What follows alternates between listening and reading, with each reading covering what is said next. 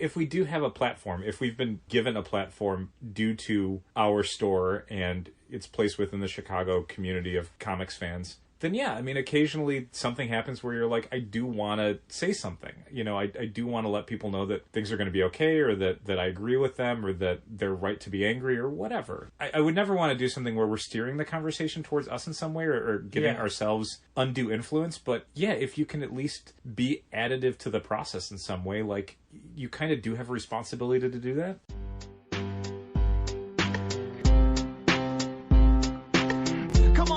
For any occasion, don't keep patting down waiting. Comics and conversation, keep the conversation moving along.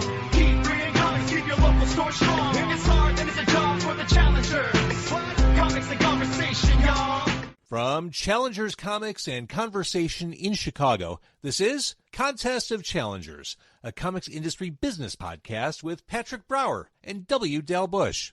Are you ready for this? Episode 600? Wow. Yeah. I'm not ready. Okay, so to really showcase how special this is, I'm going to do something that I don't normally do. Okay. I'm going to tell you a story from today. Whoa. I know, right? It's Friday night. We're recording after I worked Friday, and you did not. Mm-hmm. And I'm going to tell you legitimately my favorite phone call of the day. Okay. It's going to, like, usually when I say, let me tell you my favorite phone call, it means I hated this phone call. Yes. I really enjoyed this phone call, although I should not have. Are you ready? Yes. Unfortunately, I would like to do it role play, but you don't know the other half, so I can't role play the other half of the conversation. So I will be both myself and the caller. I hope that via context, I think it works. People for will be able to tell, like a radio play sort of thing. Yeah, you know, you can play both sides of the story. That's fair, because no one's seeing your face; they're just hearing two voices. Well, it's the same voice, but you'll do a different voice. Good afternoon, challengers. Yeah, do you have the Invincible Compendiums? I'm sure we have some of them. Give me a second, I'll walk over there and look. And for future reference, I just want to let you know that you can always log on to challengerscomics.com and search Invincible Compendium, and it'll show you what is available in the store because our inventory is the same. Okay, yeah, we do. We've got we've got all three of them. Do you know when you're going to get 4 in stock? We're never getting a 4 in stock. What? Why? There is no 4. What? It's only 3 volumes. No, there's a 4. No, there's not a 4th compendium. There's a volume 4 of the trade paperbacks. Those are all collected into these 3 volumes. No, I saw volume 4 on the internet. Okay, well, we only have 1, 2, and 3. Thanks. Why didn't they buy it on the internet then? That's it. That's the call. Wow. I love the complete, like, look, I, at times, am not willing to go the extra mile for an explanation, or occasionally I'll give information that I don't realize may be incorrect. But specifically, while I'm talking to this person, and in my head, I know there are only 3. Right. I'm flipping through 144 issues of Invincible. Volume 3, and it gets to the last issue, which is that huge time jump, and it's in there. And then it shows the covers of all the trades, and it ends on Volume 25, which is, I don't know, End of the World Part 2 or whatever. End of It All Part 2, whatever. Something like that. And I'm like, no, I knew there were 3. I doubted myself because of this call. I double-checked. Sure. There are only 3. It's like, come on. For me, the logic breaks down when, if you call a store and they're like, that product doesn't exist, why would they be lying to you? They would want to sell the product. It's one thing if they don't have it, but to say, the thing you're asking for doesn't exist, why would a store ever say that? So along the same lines, 2 people come in with a single foiled cover Superman comic, 2 what looked like to be pages torn out of a sports magazine, each with an autograph on them, and an ice tray, not individual cubes, but you'd crack the cubes and dump them into. Okay. With a thin row of very dirty coins. Oh, okay. And the person comes up and drops all the things on the counter with the Superman on top. And one of my pet peeves is when people, and I'm at the computer, right? Right. So they make sure to lean their head around the plastic barrier to talk. Nope. So that makes me get up and walk backwards because that is what the barrier is for. Yep. It is a barrier. Clear. It reminds me of the thing from Parks and Recreation where Pawnee couldn't get people to stop putting their mouths entirely on the water fountain. Yeah. So they built a little cage around it. And so people then were putting their mouths around the cage or tearing the cage off to put their mouth around. And it's like, what? Anyway. So he's trying to ask me, he wants to sell these things. And I go, let me stop you right there. We don't buy anything from anybody. What? We don't do any buying. We first of all, that comic book is not worth anything. Second of all, we wouldn't buy it. What do you mean it's not worth anything? Man, even if we had this in the store, we would sell it for $1.99, which, by the way, would only be 99 cents next week at our big back issue sale. Over Labor Day weekend? Yes. Whoa. 4 days, which we've been hard at work adding boxes of material. It's true. For that sale. Just today we were having a conversation about material that could make its way to the back issue boxes in time for the sale. Yeah, and there was some other stuff I found in those boxes we were talking about. Nice. Stuff that is easily worth 8 times what we're selling it for. Easily. So I said, no, I'm sorry, we don't buy from people. Oh, well, what about this? I go, man, we're just a comic store. We don't deal in sports stuff at all. Oh, so you're saying these are worthless? I'm saying I don't know anything about sports stuff. I don't know. That comic book is not worth anything. Those things, I don't know anything about. Well, I got these coins. I'm like, man, wow. I just said we're a comic book store, okay? Wow. I don't know anything about coins. I don't know anything about sports stuff. And I told you we don't do any buying. And he's like, okay. I was just asking. Why? I go, look. I told you to not ask me. There's plenty of sports card stores in the city. I don't know where they are, but if you look them up online, and I'm sure there's coin dealers, we're a comic book store. Because I was trying to rein it back in because I got snippy. You got hot. But because they, come on. So as they were leaving... Also, boy, if I can do a quick aside, one of my least favorite things conversationally is, well, I was just asking, or you got to... what was it? I had to ask. I had to ask. Stuff like that. You don't have to ask. There's nothing preventing you from not asking things that you know are going to irritate somebody else. You can absolutely not ask. Specifically, we are selling the wire grid from Blue that we've had packed away for a while. Mm-hmm. And unfortunately for me, I need to go to the storage locker this weekend and dig out the 10 units we are selling. Sorry. And they are, as you know, buried in the back corner. They are. Yeah.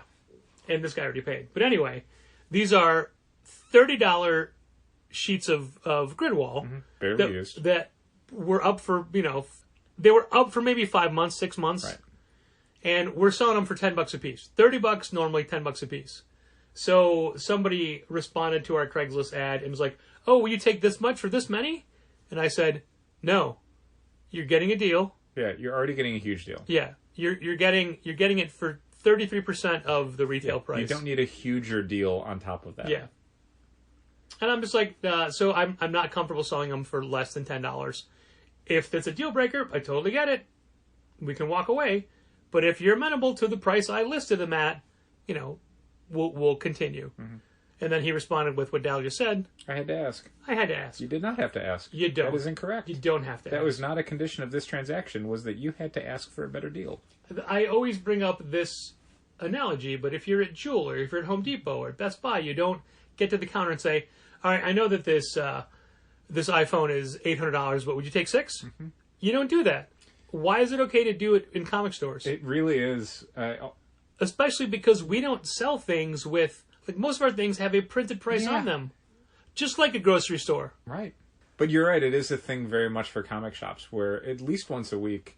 And I mean, we have, beyond targeted things like a Batman Day sale on Batman products, or a back issue sale, we really only have one store-wide sale a year. We don't like doing a lot of discounting and stuff. But literally every week of the year, I will have at least one person try and be like, what's the best you can do on this? It's like, the best I can do is the stated price. Yeah, exactly. I don't want to haggle because I don't find the process fulfilling in any way. And margins in the comics industry are very low compared to other retail. Weirdly, the stuff that people, the things that people want a deal on are largely not the things that we have very good margins on. The people that ask for deals or discounts or what's the best you can do are always for collectibles. And that is the stuff in the store that we have the thinnest margins on. Yep. We're already kind of getting killed on those. So people are like, what's the best you can do on this statue? And it's like, the best I could do is probably not have carried it in the first place. Yeah, exactly. That would have been the smart thing to do. I would like to have a store policy that whenever somebody does that now with anything over $100 or more, and literally says, what's the best we can do? The best we can do is adding $5 to the retail price. That question cost you $5. Well, I know it's like $199. What's the best you can do? $205. Actually, I mean, not to segue, but did you look at the McFarlane figures that were offered on New to Order this past week? Some Arkham City ones were offered? I looked at them, but I just, as in, I saw they were there. Yeah. But I didn't. The case prices are actually kind of decent. Yeah, it's Arkham City. I don't care. Okay. I don't want to stock video game figures. No, I mean, Arkham City I think would probably do okay depending on the figure, but I don't want to carry 6 of McFarlane figures. But it was just a weird thing of, like, we've been looking at McFarlane prices across multiple suppliers. Suck. And they suck. And it was just like, oh, these are actually good. Like, not outstanding, not like, you know, if you sell one, you've paid for the case. There was a Batman figure listed bad. Today that I thought looked good and had a picture, but I'm like, it's McFarlane, I'm just going to skip it. Sure. Yeah, it might be worth taking a look at. Okay. We had talked recently, and I'm not finished with the guy's buying story, but since we're segueing, I'll move. I'll get back. From Arkham City, I'd probably do Batman and Catwoman, maybe not the others. Okay, fair. We've been talking about how we were at Target and we saw that they were selling their Marvel Legends for more than we were selling ours. Yeah. Well, that's not necessarily the case anymore because we just got in some of the specialty Spider-Man figures. The fan channel ones, yeah. Is that what they are? I mean, I think that's the term that Hasbro uses. Fan channel is like the brown box Transformers ones where it's like it's meant for comic shops and online vendors. It's specifically not for Target, like, basically. I think GameStop might carry them as well. Because they have new packaging, which it's basically the same shape, but they're not as wide. Not as wide. Is that right? I didn't even notice. They looked identical to me. By half, and they're like a half an inch less wide. Okay. When you put them next to another regular Marvel Legends figure. They don't need the tray inside. And now they're solid cardboard. There's no plastic, so you can't see the specific figure you're getting. Which is going to be line-wide thing. I think starting with the Black Panther Wakanda Forever figures, I think they're switching to I assume it's cheaper for them? Some of it is being more eco-friendly. They're moving to packaging that doesn't have any plastic in it whatsoever. Okay. Transformers boxes are doing the same thing, but instead of being like an all-illustrated exterior, they just have a kind of open window. So the part that would normally be covered in plastic is now just open. Then you can see the figure. Oh. For much larger boxes, they are completely sealed. Like the size is called Leader Class. The Leader Class Starscream from Studio Series that we got in is a completely sealed box. When we've had the Leader Class Galvatron, it's the same thing, even though it's a different series of Transformers figures. Well, it's funny because it's smaller packaging and no plastic in it, but the figures are considerably more expensive. Really and what sucks is that they're all different prices. Like, each one is priced individually. I think it depends on the amount of accessories they come with, because I think the more expensive one has like 2 sets of hands and the shootable webs, and like one has the 3 arms, but one figure just has an extra set of hands and that's it, and that's the cheaper of the 3. Well, it has an extra set of hands, but also has 2 plastic web ropes that but it's come the with thing, it. like, one of them doesn't. Like, there's is it 2 Spider-Man figures or 3? It's just 2 Spider-Man figures. So I think the 3-legged one I think is a little bit cheaper, I think. Or no, the 3-legged one is the one that's a couple more bucks. Okay. But the Stealth Future Foundation costume. Okay. Well, it's not the Future Foundation costume, but it's the Stealth costume, is what they call it, I guess. It's just an inverted Future Foundation. It's got an extra set of hands, and it's got 2 web lines. Okay. And it's like $3 or $4 or $5 cheaper than the Iron Spider. I guess because it doesn't have the Iron Spider legs. Yeah. I guess that's it. But that's then there's a Venom Null 2-pack, which is $90. Yeah. And we sold one first thing. Yeah, well, it comes with more stuff. Yeah. Like, there's the gigantic wings and stuff like that. Right. Like, you're not just getting 2 individual figures. You are getting 2 more substantial pieces. But it's just like, oh, hey, like, with a Spider-Man figure, you don't have to worry about how bad the paint is on the face. Sure. But for people that analyze eyes, lips... It is a very, I'd say, divisive element of the collecting fandom for Marvel Legends figures. But I think most, like, the division is just, I sort of don't care, or I hate it, and I'm going to stop collecting now. And I mean, it's just people saying it. I don't think anyone's going to stop collecting. Right. people get mad, and then they eventually cave because they're like, no, I really do want that name or figure or whatever, and they can't help themselves. I mean, I specifically bought those 2 Spider-Man figures this week, so there is that. And you opened any of them? No, but only because of external reasons. Okay, I didn't know if because you told me kind of how the packaging was inside. I thought you might have opened it and like looked at the figure or whatever. No. Okay. If you want to see for yourself. No, I was just curious, mostly because like, if you could say like, oh, I opened mine and the paint was fine. Yeah, sure. No, I didn't open it, but Sure. you know why I didn't open it. I do. Yeah, it makes sense. So anyway, as the people who are trying to sell their worthless memorabilia and their dirty, dirty coins are leaving, one of them turns to Gina and goes, "I really like your piercings." Aww. And Gina says, and I quote, because You're quoting. You wrote it down. "That's not creepy and doesn't make me feel weird at all." Aw. Oh, Gina. I liked it so much I wrote it down. Oh, Gina. Yeah. I mean, it was super creepy the way that it was said. I can imagine. Yeah. And then I felt even worse for feeling bad about the conversation and trying to dial it back. Sure. But, sometimes that just happens. Sure. Sometimes that's the way it is. And unfortunately, something else that is the way it is, and believe me, I took steps today. Numerous times in the last week, we have had people not local to Chicago buy graphic storage boxes from our website to be shipped to them. Despite us putting in the description, local pickup only, we do not ship these boxes. Yeah. One of the things I really dislike about Shopify, there's many things I dislike about Shopify, as we've been using it as a platform exclusively for over 8 months. One of the things I dislike about Shopify is that on an individual level, you cannot set something for local pickup versus shipping. You can not list something on your website if you don't want it to be sold online. But then you lose local pickup. Right. Look, for us, we're a brick and mortar store, so we want to include local pickup items on our website so that people can buy bulk supplies knowing that we have them in stock and then make the trip over to come get them instead of showing up hoping we have, bags or boards or boxes or the whatever. specific themed box that they want. Or for some people, and we've had this happen before, they are taking like an Uber or a Lyft to the store to come get the supplies, so having the stuff ready to go, they can just run in, grab it, and go. Is crucial. Yeah.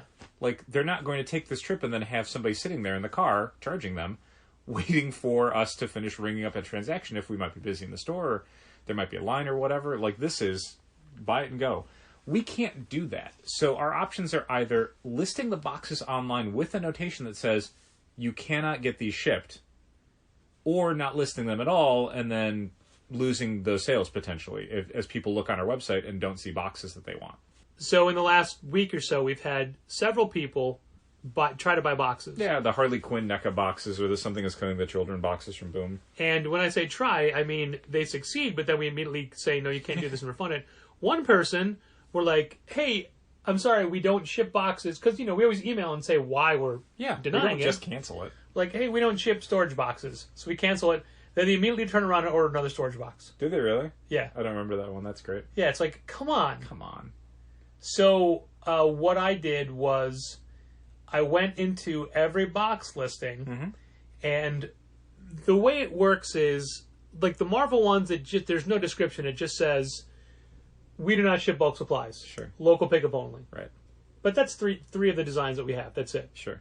The rest of them have a cut and paste NECA description or what have you. Yeah. And then the last line says, we do not ship bulk supplies. So what I did was I changed it so it says, local pickup only, we do not ship supplies. And I put that as the first line and the bottom line. And if there's a paragraph break, in the middle. So some of the descriptions say it 3 times. Sure. What's going to happen if this happens again in the next week is I'm just going to add it to the title of each box. It's just going to say local pickup only at the end. I thought so. I thought of doing that, but some of the descriptions are incredibly long. Still going to put it on there. Okay. I mean, not that it helps. We added to the curbside pickup shipping option. We added not free shipping, and still, at least once a week, we've got someone where it's like, you're in Colorado. Yeah. It says curbside pickup *** not free shipping, exclamation mark, curbside pickup asterisk, asterisk. is mixed case. Not free shipping is all capital letters. Yeah. And people still pick it. And what we do with that is, once again, we don't just cancel things or make alterations. We shoot an email saying, hey, it looks like you know, thanks for the order. You chose local pickup, which means you're going to be picking it up at our store in Chicago. Is that correct? If it's not, we're going to need to invoice you for the postage. Let us know. And frequently people will just, you know, email us and go, oh, no, I'm sorry, I'm someplace else. Sometimes, very rarely, someone will be like, no, I'm actually going to come pick it up at your store. I'm like, okay, great. Yeah. Like, I'll be in town this week. Whatever. Love it. Non-zero amount of times, not a huge amount, but too often for my taste, no one responds when we send a message saying, do you want this shipped or not? So what we do at that point, after 48 hours, is we fulfill the order and we leave it aside, and we tell them, okay, it's waiting here for you. Yeah. At that point, I don't know what we can do. Right. We assume that you do want to pick it up in Chicago, despite you living in Colorado, and the window where you could have told us, no, I don't want to do that, please give me my money back, was the 48 hours where we sent you a message immediately. One time, at least, there was somebody who responded, and I'm insinuating tone? Mm-hmm. Implying? Implying tone? Intuiting tone? The speaker implies the listener infers. I was inferring their tone to be, no, I live in Nevada. You have to ship this. We do not. You chose curbside pickup. If you want Like, to get oh, shipped, no, you should have we'll chosen ship the shipping it. option. You have to pay. Yeah. I mean, we'll ship. There's not free shipping. Yeah, ridiculous. Come on. Yeah, I genuinely wish that there were more granular options for shipping when it comes to Shopify. One, I wish that you could choose local pickup for every payment method. Like, that seems like a very simple thing to code in, but in 3 years they haven't done it. I wish that you could individually choose items for local pickup only, or shipping only, or both. That would be great. They don't do that either. Yeah. Yeah, just stuff where it's...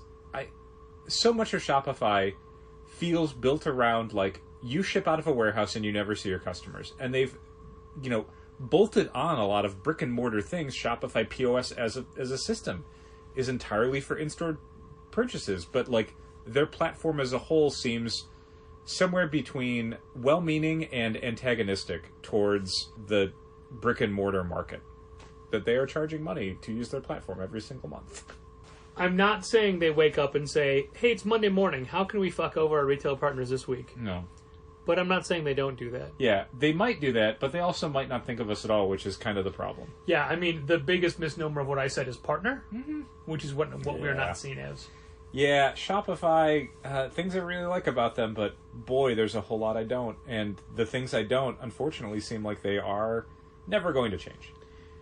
We were sent a survey from Southern Hobby about point of sale, so the point of sale system we use, and what we like or what we don't, and... I didn't want to go into too much detail. Sure. And they even said, this is optional, we don't need it, but I'm like, yeah, fine, I'll answer it. But I didn't, but I just wanted, they're like, what don't you like about it? And I just wanted to say, oh God, so many things. But I didn't. Yeah. That's counter unproductive. I will say that what is productive is in the last couple of days, the number of people that are buying something because it was recommended by one of us on our new weekly videos. That's great. Yeah, and honestly, that's why we're doing it. And time to boost sales of Amazing Spider-Man. Part of me wants to do it for the new previews each time. Like if we could do a longer version where basically the email we send out, but just highlighting specific books. But I mean, it would be a much longer video. Yeah, I feel like that's the sort of thing you'd have to do, like, sitting down at a desk or something. Right. You have to do it with, like, your webcam. And it would need editing. It would be like, hey, let me, I'll drop in this or whatever. And I don't want to do that. That's too much extra effort. And just transferring the videos from my phone to the computer is pain. Sure. But I think there's definitely value in it. But at the same time, it's like, we're giving you all the information here in this email. And you know what I did for I think maybe the first time? What's that? I used the email you sent out today and updated my list. Did you take all of my recommendations? Common Rider 01, Patrick? I didn't read who recommended what. I just knew what I wanted. Great. Yeah, and for anybody who looks at the email and notices that I barely recommend anything, it's because I don't get to that list. I will make sure right you go away. First next time. And Since you complained about it this month. I get it to my after face. Dal and Molly Jane get it, and I don't want to just be like, oh, I also recommend Jason Aaron's until the end of the world again and I'm whatever. going to drill into that comment a little bit because we have a little... Basically, here's the process for how the email gets put together. I go through all 3 catalogs. This month I had to do 2 of them via PDF because they have not released their print collections yet.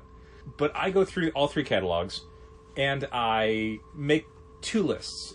One is a list of everything we're going to copy over. Basically, like when there's a new Fantastic Four series replacing the previous month's Fantastic Four series, we're going to automatically copy people over who got the old series to the new series. So that goes on a list. Those are all those things. So series that are replacements, one-shots that tie into what's going on in a series or a storyline, annuals for books, all that stuff goes on. So when you read the email that we send out to subscribers, there's a little section at the top where we tell you all of those things that we're copying around.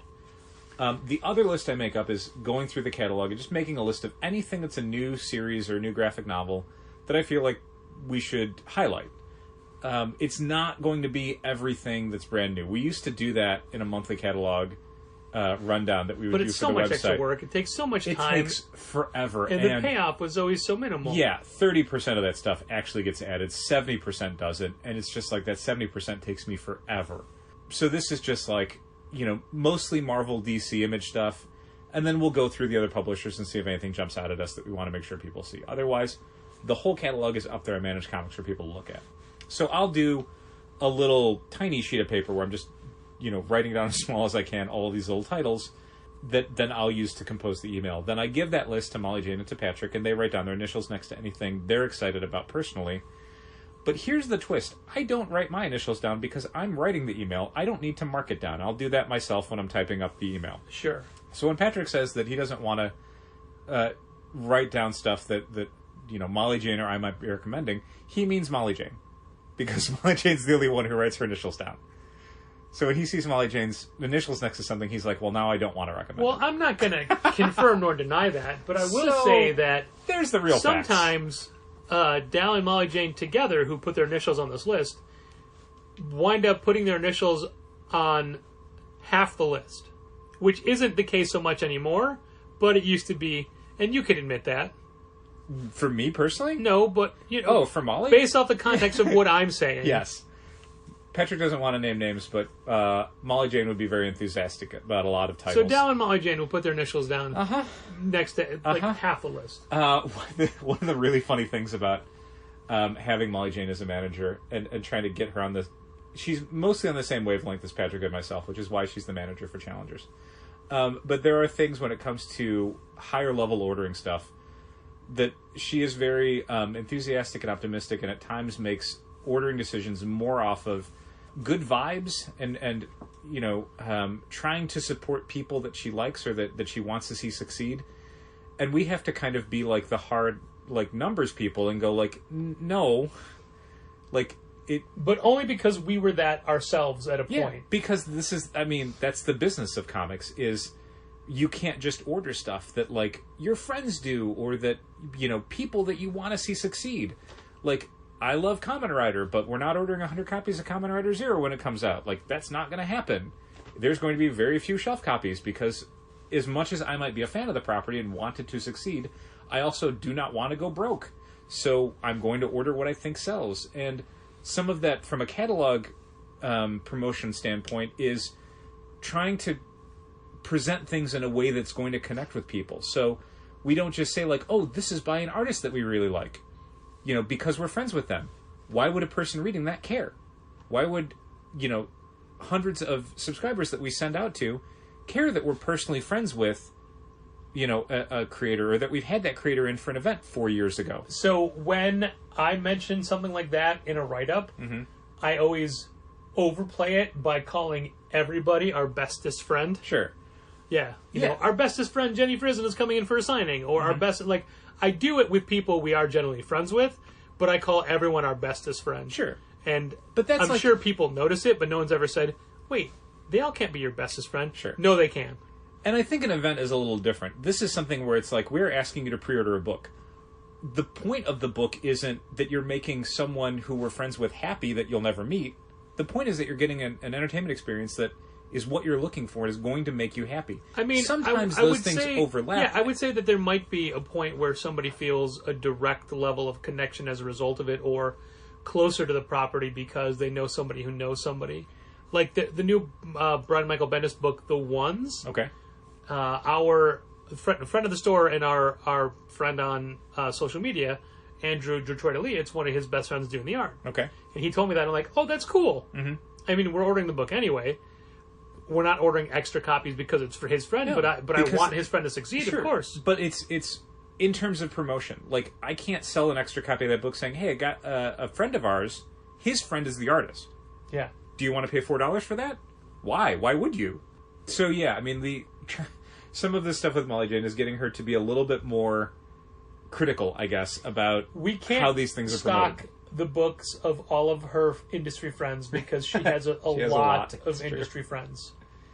And it doesn't so I mean correlate. even for me, like, there's a Guru Hero book that's coming out, but it wasn't like the biggest spotlight whatever. It's just, I like Guru Hero, and Guru Hero books usually sell pretty well for us because we know that Guru Hero has a number of fans, and this is the third in a series of books that have had subscribers in the past, so we know that people are looking forward to it.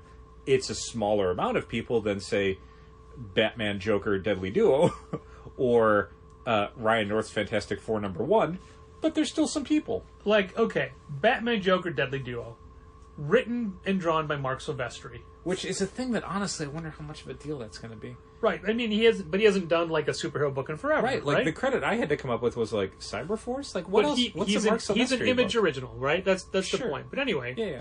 It's also, like we talked about last week, Batman teaming up with the Joker. Yeah, easiest thing in the world to sell. So, it's a book that I know will do really well for us, and it's a book that will promote as in, hey, this is coming out. We may highlight it that week or whatever. Sure.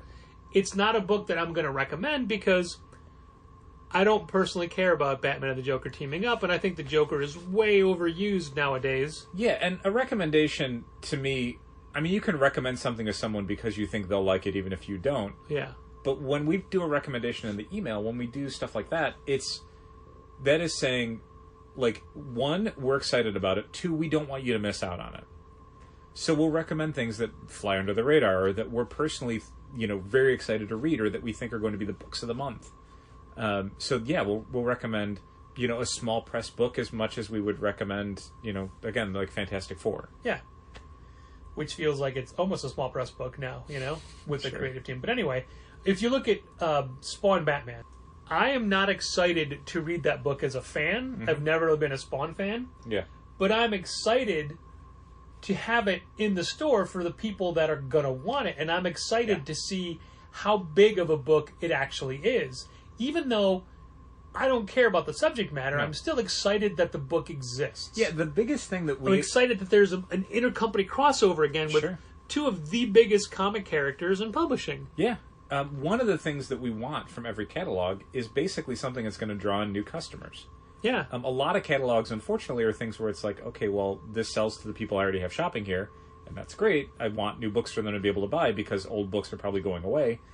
But what I really want is that sort of, like, House of X, Powers of 10 thing, where people who are lapsed readers or people who have never read something are coming in because of that. That's how not only does the business sustain itself, but that's how you grow it. Because those people who come in are not just going to buy that one book. They're going to get introduced to so many other things. Right. Yeah. Saga was a gateway book and still is for a lot of fans. They got recommended that by a friend, or they checked a volume out from the library, or they heard good reviews, and then because of that, they read so much other Image stuff, and then other companies, and followed other creators, and so on. So yeah, Batman Spawn is that kind of book. Like, it's that TMNT Last Ronin thing, where it's characters that have been around and have had other books, but this particular project is exciting a lot of very lapsed fans. It's Batman Spawn is kind of the book for people in their, 30s and 40s that maybe haven't read a comic in 20-something years. Forgive me for using this person as a story, but when Dark Horse started doing comic books for Buffy season 8, it was such a big deal. Oh my God, yes. Because it was overseen and written by Joss Whedon. Yeah. So this was canon. This counted. Yeah, this was the brand new official follow-up to the Buffy TV series. And I was excited as a comics retailer because I knew we'd be getting all these new people coming into the store, and that's all we need. Yeah. Because at that point, it's my job to say, oh, hey, if you like this, let me show you these other things. Yeah, people got turned on to the books. Like, The easiest one was Astonishing X-Men, because Joss Whedon was writing that at the same time. And Runaways as well. Like, that was very like, hey, you like Buffy because it's all this young adult stuff. Yeah. Here's the Runaways thing he's doing, which was delayed and kind of terrible. So it basically became that TV series that they took his name off of from HBO. yeah. But, like, Hoxpox, that's a thing that That's House of X, Powers of 10, for Yeah. anyone who doesn't understand Dal's shorthand. to go back to what I was talking about before, Hoxpox was the thing that brought in so many people, and it was a weekly series, and it had all this stuff to it, and then all these books spun out of it, and then you're already reading Marvel stuff, so now it's kind of easy to be like, oh, here's Avengers by Jason Aaron, or here's Nick Spencer Spider-Man, or alternately, here's East of West, here's other things that those creators might have worked on. Like, all that stuff becomes just a wider palette of things for people to sketch in their comics experience. How do you feel about doing this? Once they officially solicit Batman Spawn Batman. What is it? Which one is first? Mm-hmm. When they officially solicit it and it has a release date, how do you feel about doing a window banner Sure. that it's just like, if we can't get, or I don't know, depending on the covers available. Yeah. But just do it where it's Batman versus Spawn and the date and then the art. Yeah. Just that. Sure. Like, as clear and as simple as possible. One of the things and I assume they're going to fight each other, because what's the point of having them cross over if they don't fight before they they're team up? just going to smooch. One of the things I wanted to do as an idea years ago, before we had a different idea for how to... literally, I was thinking of that when I pitched this. Yeah. So, Dal, Wavelength. Same, like, this is the special 600th episode. Hey. One of the things I'd wanted to do years ago before Have you thought of ever having any other natural disaster type of names? Come on, let's go. One of the things I wanted to do... you know what? You just keep trying to put yourself over. This is my time. I'm going to talk. You're going to listen. You're going to ask a question, I'm going to give you the answer. One of the things I wanted to do years ago, before we had a different idea on what to do with the windows after we took down the Chris Russo designs that we have had up for a while, to take down. and love and are iconic. Award-winning, Award-winning was doing essentially rotating banners, something where it wouldn't be a vinyl thing adhered to the window. It would be like a fabric or a vinyl or something that we would hang on grommets, maybe, I don't know. And they would... Each one, because we have like 9 of those kind 12 if you count sidekicks, but yeah. I don't count the sidekicks. Wow, I count sidekicks as a major part of our business. And I'm not counting the doors. Yeah. I'm just counting the kind of 9 lower halves of the windows that we have. I was legitimately going to do it's a couple snippets of a Doors song, but I thought don't want to get demonetized. So what I was thinking about for those is something where each of the 9 was like promoting an upcoming book or a signing or something. So we would have one of those for Batman Spawn, and we'd have another one for Ryan North's Fantastic Four, and we'd have another one for, like, I'm just pulling titles out that I remember. Sure. Donny Cates' Vanish or whatever. And it's funny. I opened the PDF for Vanish last night and have not gotten around to reading it. And then those banners would rotate through, so they would move closer to the front when they came closer to the front. Like, it would be almost chronological. Like, that would be when the book was coming out. Yeah. And then we would take the front one down and add a new one to the back and move everything to the front. So every month there'd be a new banner. And every 9 months they would completely rotate. We went a different way. We're going... Well, it's maybe also because we don't know that we have the material for 9 months at a time, you know? Well, it's... Like, we're not getting things 9 months out. No, but you could do, like... The thought was... And this is pre-pandemic, I think. Oh, yeah, it was for sure. The thought was between, monthly events or more than monthly events, and then 2 or 3 things definitely pre-pandemic. Each catalog month, you can kind of have something where you're promoting books, where even if it's not necessarily a release date thing, books get announced. You could have had up a Three Jokers thing for a couple years in advance of the book actually coming out. Sure. Think of how sun-faded that would have gotten. Right. But yeah, that was a way to sort of more directly promote to people outside of the store upcoming books, because it's not really a thing that we have as an exterior facing element for the store. Certainly on like a social media and on our website. But literally people walking by on Western Avenue might not know about upcoming books. Specifically, social media posts that are tied to a product, no matter it be a review or a release date or how informative it is, those perform like garbage. Low engagement. People do not care about those on social media What at about all. dogs? That's a sore subject, because Ooh, I geez. thought that Dogs at Challengers would be a way more popular Instagram page than it is. Really? It's Yeah. not doing well? No, we get maybe 30 likes per dog. Is that bad? I don't know about Instagram. I need you to give me a context. Okay, 5,000 versus 30. That's low. Yeah. Okay. So I would have thought that it would have been a much bigger deal. Sure. Sorry. Also, when I'm not around and there's a dog in the store, and anyone who works at the store takes photos of the dog and sends it, we have, like, when someone comes with a dog, we have 3 questions. 1, can we pet them? 2, can they have a TREAT? And 3, can we take a photo of them for our Instagram page? And then 3B, and should we tag the dog, or does it have its own? Who do we tag? Sure. Right? I've been around for these discussions. Yes, but I guess it's one of the things we haven't explained, like don't use packing tape on the front counter, is when you're sending me photos and I'm not there, tell me something about the dog. Don't just say, this is a good boy named Buster. They're all good boys. You know, whenever AP used to send me dog information, she would give me something. A little bio. When I would ever send... Oh, you know what? That's not true. She never sent that to me because... She would just do it herself. Yeah. Yeah. Whenever I sent it to her, I would basically write the post for her and then send it off. Sure. So, yeah, you had to mention dogs.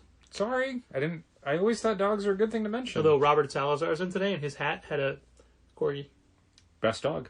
That's what he said. Best dog. Hey there, you wonderfully dedicated Contest of Challengers listener. This is Patrick with a personal plea outside of the scope of normal comic book retail. If you're a longtime listener, you may have remembered that every fall, every September, my family and I do an Alzheimer's 5K in memory of our mother, Frances, who died after a decade-long battle with the disease back in 2020. We've been doing this for a while now, and our team is called For Fran. That's FOURFRAN.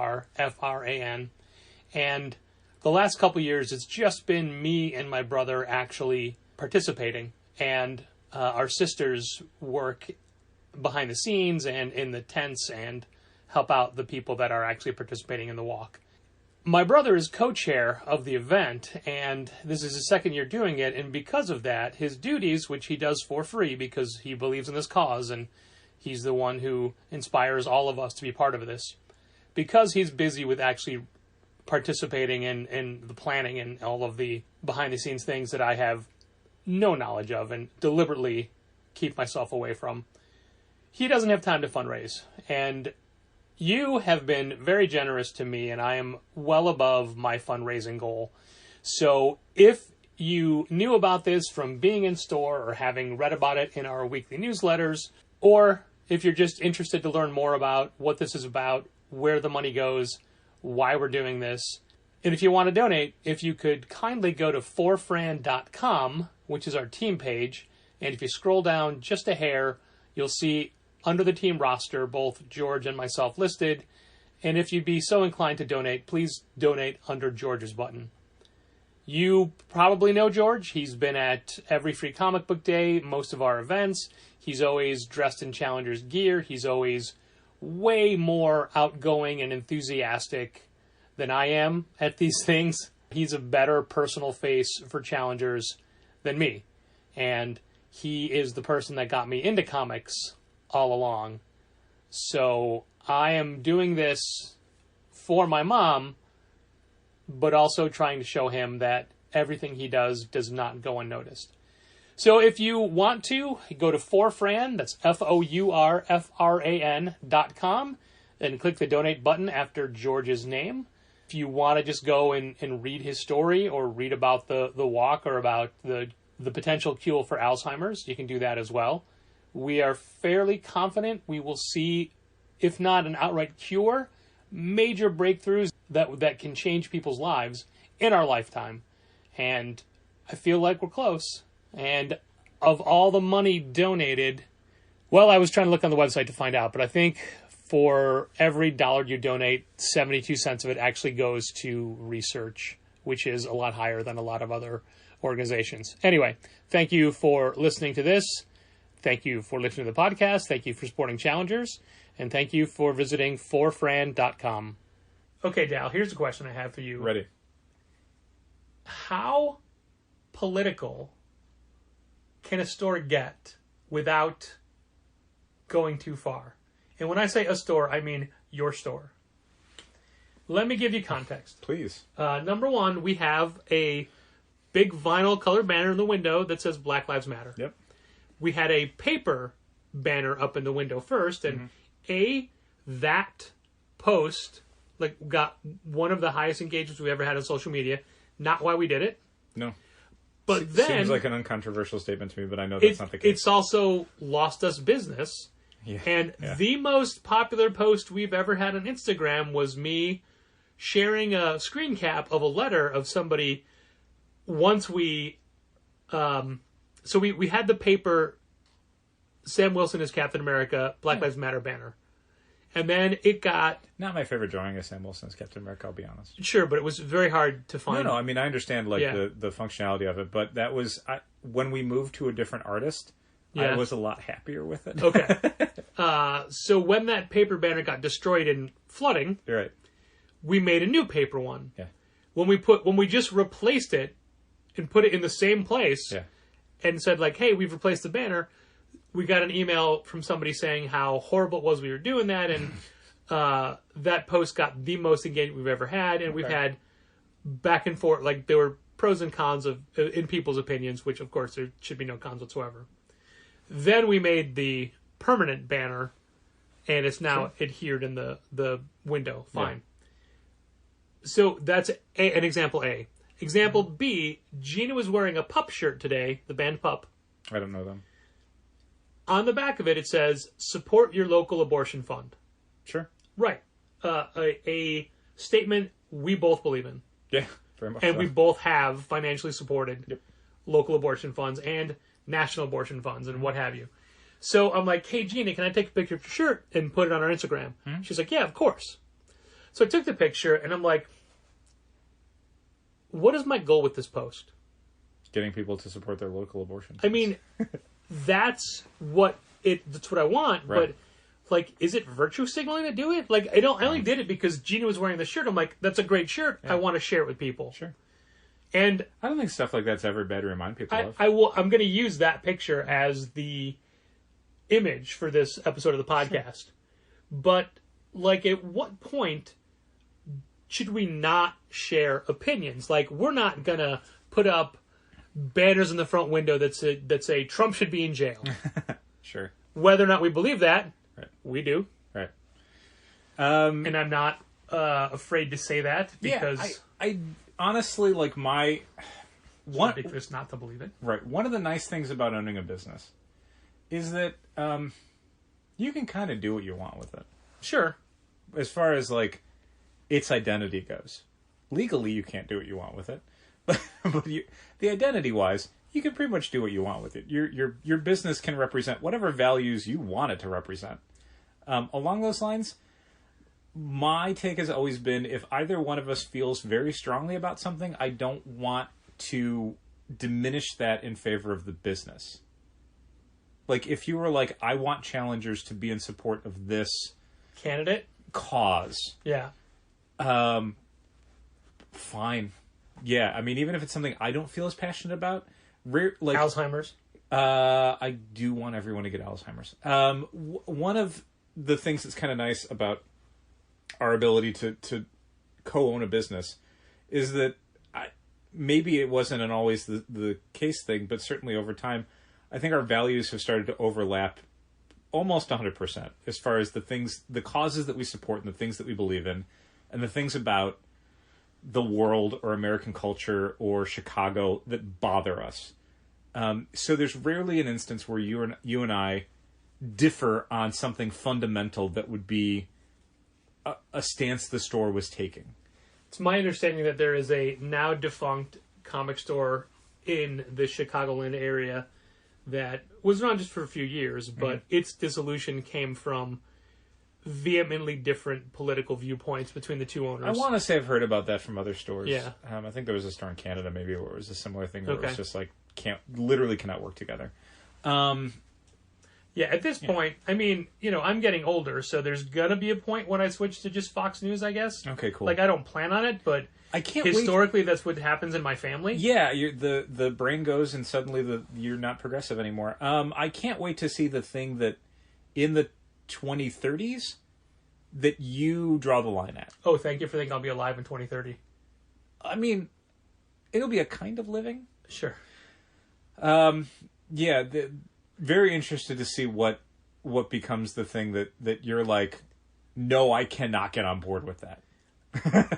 It was a pornography ring in a pizza parlor. Uh-huh. I cannot stand for that. Just where your brain just melts. Like there've been every time that we donate to nationally recognized causes, I'll post it on our social media with links to say, hey, this is what we believe in. If you do too, you can. Sure. None of it is to be like, look at how much money we're giving to these events or these causes. I don't care about like what people think of us in that regard or what it does for our business. Yeah. At that point, it's just we actually have a little bit of reach because of our business. So I would rather use that for some sort of like societal benefit. And it also, if at all possible, if anyone's willing to listen to us for that kind of stuff, I'd like to use that platform. It does hurt our feelings a little bit when someone, like, we know someone is not shopping with us anymore because they don't believe what we believe in, and I wouldn't say it hurts my feelings. well, I'm just saying it hurts our bottom line. It's That's what I mean. It's disappointing in a general sense of like, oh, that's sad that's a society that I live in. But it's like, oh no, I have to choose principles over money. Sure. And I want money. Yeah, but at the same time, I mean, like, in a worst case scenario where it's like, we supported a societal cause that devastated our business, I'd still be like, no, that was the right thing to do. Yeah. Like, I guess, to get back to your original question, the thing that I would probably draw the line at is challengers supporting political candidates is maybe the thing that I'd be like, no, I'd rather not do that. I understand. Too specific, again, societal causes, if you're like, we're very much pro-vote, like, definitely go vote. I was literally looking up today, I remember years ago we tried to have voter applications at the store, like, not anything where we needed to be deputized or a licensed official or whatever, but to just, like, people could register to vote in challenges. Sure. And literally today I'm like, how did I do that? And how do we do that again? Yeah. Because the midterm elections are going to be very important. Yeah, I mean, anything that increases civic engagement, like, I'm about that. But, yeah, I would not feel comfortable if you were like, hey, I want to put this mayoral candidate's sign in the window. I'd be like, I don't want to do that. Somebody had a really great Vote Chewy Rainbow Pride button years ago when Chewy was running for mayor. And I'm like, oh, that's a great button. And they just took it off and gave it to me. Nice. And I still have it, but I didn't wear it in the store. Yeah, that would...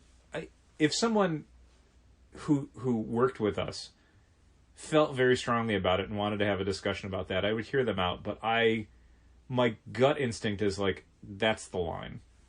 Years ago, in 2000, in fact, CTA Santa, Tony Valdez, was wearing the Vote Luther pin that they gave out as a promo for the Lex Luthor vote special for 2000. Oh, okay. So he was wearing his Vote Luther pin while on the job for the CTA, and they made him take it off. Sure. You can't endorse fictional political candidates. Also, I don't think Santa would vote for Lex Luthor. No, he wasn't Santa back then, though. I Santa, said okay. I said Santa now as point of reference. Sure. Santa, of all people, would know that Lex Luthor should not be voted for. And would only get coal. He knows exactly what Lex Luthor's done and whether he's been bad or good. For sure. He definitely knows. But, yeah, like, when I said, hey, I want to do a Black Lives Matter banner in the window, you said, fine. Sure. You wouldn't have done it yourself. Yeah, I think that would have been I would have felt like it wasn't my place to do that necessarily. I mean, I don't know. I would have... I'm glad you wanted to do it, and I'm glad we have it up, but I think for me at the time, like, with my position and with my privilege or whatever, I don't know that I could have made that jump and been like, this is useful. That is literally a thing that I think about all the time, because we are two middle-class, cisgendered white men. No one needs our opinion anymore. No, they don't.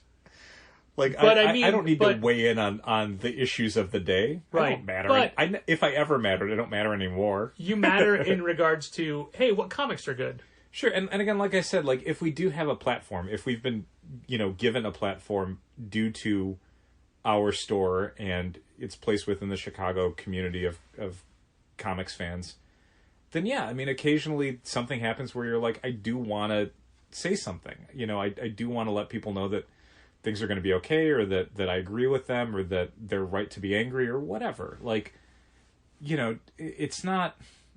I would never want to do something where we're steering the conversation towards us in some way, or giving ourselves undue influence. But, yeah, if you can at least be additive to the process in some way, like, you kind of do have a responsibility to do that, I guess. But finding that line, finding, like, where is the point where it is, like, useful for me to be in this conversation, is a thing that, I mean, it is the one skill that I think every straight, cisgender, middle-class white guy needs to figure out.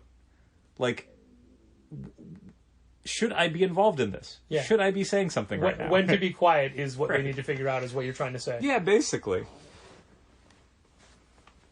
It's the old Craig Ferguson thing of the three things he thinks about. Does this need to be said? Does this need to be said by me? Does this need to be said by me right now? And it's mostly for just not being a jerk. But, like, I think it's a good thing to think about generally when you're communicating with the world. Sure. I know I definitely don't think of those often enough. I often go for the joke.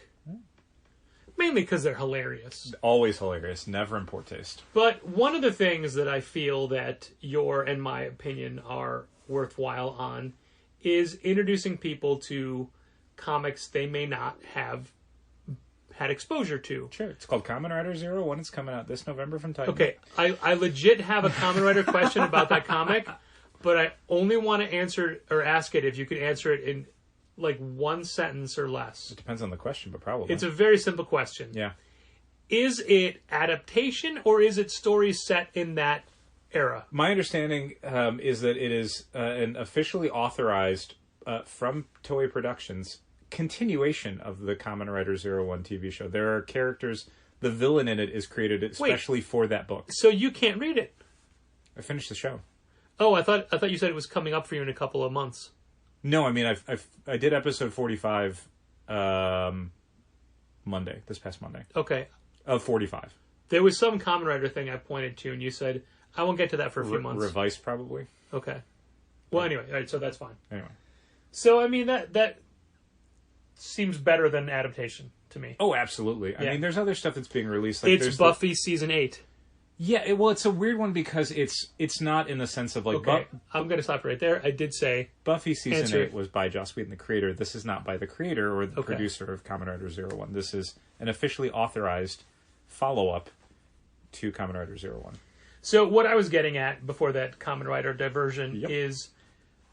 specifically this week, there was a bunch of local artist books that we had bought from people that mistakenly didn't make it to the new release wall. Luckily, next week is... Oh my god, did you see the UPS Diamond? I did! Yeah, the Wilson, the Giannis pickup. Are you taking Tuesday off? I'm just going to walk. I can carry it all in one hand. Drop the boxes off, spend 20 minutes unpacking, and then just go home. Yeah, right. Everything else you can do from home. Ridiculous. I'm not getting back until like 3 o'clock. Jesus. I'm going to go to long lunch. Anyway, we have enough room to highlight some of the stuff next week. So there'll be a book that we haven't had before by Casey Iris, a couple of new Dan Doherty books, a book from John Westhoff and Dan Doherty, but also the brand new book by perennial Challengers favorite, Rachel Bard. Yeah, Rachel Bard stuff is so cute, and when we have people who are in from out of town, and they will occasionally ask us, what do you have that I can't get at my local shop? The first thing we go to is Rachel Bard. First thing. Did you click the link to her new book? I didn't. Is it good? I assume it's good. Yeah. Is it great? It is great. Yay. It is about bugs. Chinch Illustrator, which was the last new one I think we got from her, Yeah. was so great. It is about bugs, Uh-huh. and it is the shape of a bug. Perfect. The only reason I didn't order more than I did is because I don't know how we're going to display it, because they're like this big. They're very tiny. No, Yeah. I mean like this, but it's a giant bug with legs. Oh, very cool. So it stands. Well, we got a little shelf area in front of... We're gonna need they could cover the whole shelf. That's cool. Yeah. Bugs everywhere. So great. That's great. So we're so excited for things like that, and we noticed we needed to restock from her, and through miscommunication nobody did. So I wrote up a list saying, "Hey, this is what I think we should get," and then it was immediately, "Okay, we're going to get all these." And then I thought there might be like, "Oh, how about some of these or whatever?" There's no back and forth. There's just, "Okay, here's the list. We're going to go." So then she's like, "Hey, did you ever get this new book?" I'm like, "No, we definitely want this book." We only get the new book when Rachel Bard says, I have a new book and I want to sell it to you, and we say, we want to buy it from you. That's how that happens. Years ago, I had decided that in 2018, 2018, I was going to step down from Challengers. 10 years. Because at that point, I turned 50. And I don't... And I've mentioned this numerous times before. I bring it up a lot because I don't know that the impressionable teenagers looking to find out great comics want to take advice from the 50-year-old guy behind the counter. Yeah, and From the 50-year-old cisgendered middle-class white guy behind the counter. right. Because, I mean, we had looked around in the industry, and you see a lot of people who are in their 50s and 60s and 70s, and some of them are incredibly vital, and some of them are better retailers than they've ever been. But some of them are people who have kind of calcified in their likes and dislikes, and they don't like the new books that come out because they're not like the things that they used to read, and their recommendations are all very back in my day. Yeah, circa 1980 or circa 1990, and it's like, well, it's 2022, so is there anything recent that you like? And they don't. And I, neither one of us ever wants to be that retailer. We never want to be the person who is holding the store back, basically, because they can't enjoy anything new anymore. And that's one of the reasons we hire people significantly younger than us. Somebody who has a different pulse on society. Sure. Things like that. And now, so then why does Andrew read all this stuff that I grew up with? I don't know. That's so weird. I know. He's got the oldest taste of anyone in the store. It's so weird. It is. But I didn't step back at 50 because comics are too good. They really are. And I was still too excited by them. And when this goes out, patrons will get this on my 32nd comic book retail anniversary. It's crazy that you know the date. I do. You know why? Because it was it was the day after... it was the day that Stevie Ray Vaughan died in a plane crash. Here, leaving Alpine Valley. Okay. And also... Was it Alpine Valley or was it... anyway. And also a little album that you can't see it coming, nor can you hear it calling. Empire? Came out. Okay. Yeah. Queensryche's Empire? Queensryche's Empire. What a historic day. I know. In history. Okay, look, to be fair, that's not the day 3 Empire huge came out. things. It's the day I bought Empire. Empire came out the Tuesday before. Oh, okay. But Back when albums came out on Tuesday. Yeah, exactly. Yeah. So that was 32 years. So 32 years, but here's the point I make. Thank you. And I've only been doing it 32 years because the people of Chicago let me do it for 32 years. But the reason why I'm still doing it is you had just said like, oh, some people are more vital than ever. I'm not. I'm not the best. I'm not the best I've ever been. But here's the thing. I'm still pretty goddamn good. It's true. I don't think you've lost a step. And working with you makes Challengers better. We have fun. Better than either of us separately. We have good days. Hey. But and this is what I'm getting at. Yes. Comics are better than ever before. They really are. We had somebody come in the store today who just moved in the neighborhood, like 3 blocks away, and he was so excited to find that there was a comic store near him, and he was immediately impressed. And he's like, I want something new. I want something that I haven't done before. Yeah. And so I'm like, even before I said, what do you like? He's like, this is the kind of stuff I've read. This is what I like. And in my head, I'm like, oh my God, the perfect book for you is this book where, let me double check. No, we are out of Spider-Man Life Story. But anyway, he got Hoxpox. Yep. And he got Nice House on the Lake. Great. And he kept saying, hey, I really want to thank you for like holding my hand through this process and talking about books. I go, this is why we do it. This is the best part of the job. Yeah, this literally. This is why we sit through every other thing that we've complained about for 599 episodes of this podcast. If you like these books and you come back for more, that is the best part of this job. Oh, by far.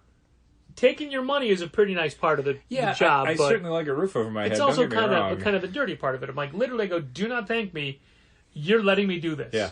And so I go, fun. anytime, like, you come back, if you have questions, like, if you want to know where to go, we'll recommend too many things for you. And that's what I feel about comics. Right now, they are better than they have ever been. Yeah, like, I mean, getting back all the way to what I think we were talking about earlier on the podcast. When I do the... Don't say Kamen Rider. When I do the list, Kamen Rider 01, they spelled his name wrong. It's Aruto. They spelled it Arturo. It's twice. It's Naruto. Twice. Do you think that it was a... and then they called it, like... First name spell check? They called it the new hit series, the new hit tokusatsu series, and it's like they've been 2 other shows since then. It's not new anymore. Anyway, getting back to the catalog question... Is that how current you are? Yeah, this... Are you 2 away from current? Here's the best thing. Oh, God, why did I do that? One minor thing. This is my fault, everybody. Here's the best thing about watching sorry. Kamen Rider 01 is that it's the show that was produced during the COVID era, and I got COVID during it. That's how much I'm living that experience. You are such a fan. I'm putting myself back in time by making sure that I didn't get it during the break in the show where they had to do clip shows because it was not legal to get a crew together to go film anything. How many clip shows in order did they do? So they basically took like 6 or 7 weeks off, and then they had 4 clip shows, and then what they called a half episode where it was like partially a clip show and some new footage, and then like another 7 or 8 were they full episodes only before clips the season ended. Of that season? It's only a 1-season show. Right, but I mean there's decades of Kamen Rider. No, this was just because each show is kind of its own continuity. Right, but I didn't know if they were pulling remember when this happened? Because they all exist in the same world. They don't. Each show is basically its own continuity. They cross over for movies and stuff. Right. And anniversary seasons, but an individual season like 01, the other shows don't exist in that world. It has its own history. It has its own continuity.